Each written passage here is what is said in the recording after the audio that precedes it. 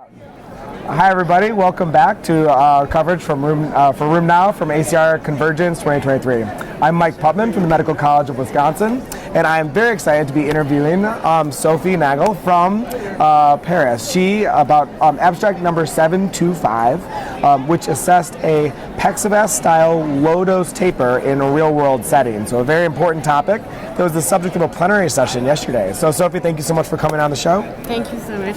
Yeah. For inviting me. So this is a really important hot topic. So for background, why don't you tell us to start, what made you decide to do this study? What were your goals? The goals was to see in real life use what was the efficacy of the PEXIVAS reduced dose steroids. And we know it's important to look also at the real life use and not only the trials results. Yeah. And the second idea, I think, was a clinical experience, especially from Benjamin Terrier, who maybe had the sentiment that some patients were having more relapses with the reduced dose PEXIVAS regimen, and to see in the real life use with a retrospective study if this was true or not. So it's funny that you say that, because I have also had the experience that it feels like patients may relapse a little more on the reduced dose taper. And so this was a concern of mine for some time now, in particular for people who are a little bit sicker. And, trial patients are not always the same folks that we see in real life. And so I've been waiting for data like this, and I was very excited to see your paper. So tell me how you tried to address this question. So we did a retrospective multi-center study in France with the French vasculitis study group, and we compared two groups of patients with the reduced dose steroid group and patients with the standard group. It's important to note that the standard group was not only the PEXIVAS standard dose regimen, but also some standard regimen that we use in France and which are more important than the PEXIVAS standard dose, with more steroids. So it was the PEXIVAS reduced dose, which the ACR guidelines in 2022, yes, exactly. They endorsed the low-dose steroid taper. In the PEXIVAS trial, we saw that the low-dose taper was associated with similar efficacy and reduced infection. So a lot of us have sort of embraced that as the standard of care. And so you said we're going to look at the performance of this taper in real life. Okay, exactly. So tell me, what did you find? Was it just like the PEXIVAS study? Not exactly. For some results, for the principal result of the PEXIVAS study, which was death and progression to end-stage kidney disease, we found exactly the same thing. Okay.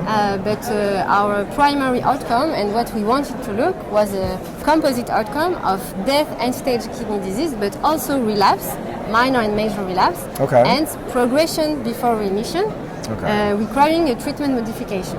Which was not in the primary outcome of the PEXIVAS trial, and which can be also important for patients because it can alter the quality of life. And we found that this was significantly associated with the reduced dose steroid regimen of PEXIVAS. And it happened in 33% of our patients at 1 year compared to 18% in the standard dose group.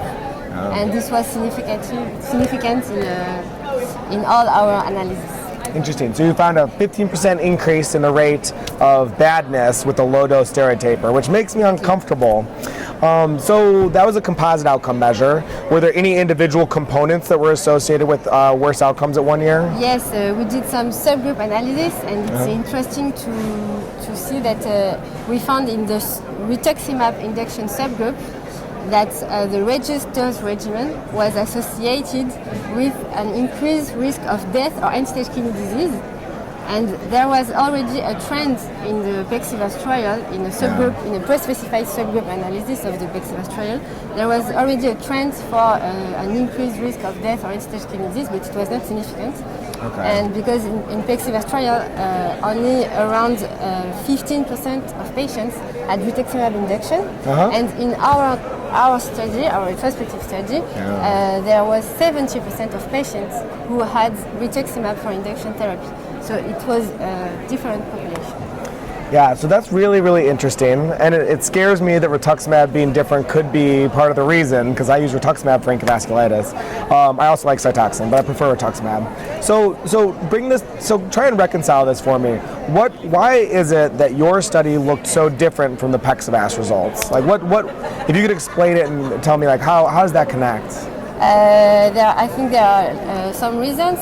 Like the first of them is that we had a lot of rituximab induction therapy compared to PEXIVAS.